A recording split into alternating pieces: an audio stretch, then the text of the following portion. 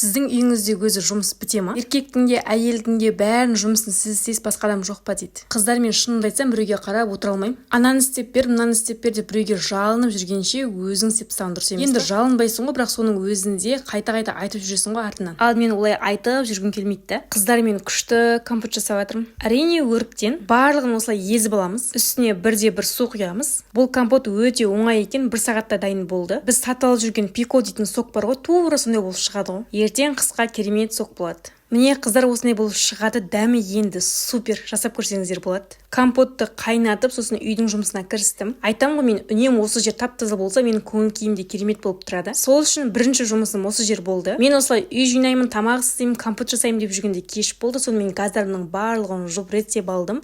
Мен үнемі кешке газымның бәрін сүртіп тазалап шығамын. Сол кезде үйге береке және де ақша келеді дейді. Сол ырымды білесіздер ме қыздар? Сол ырым негізінде шын ба?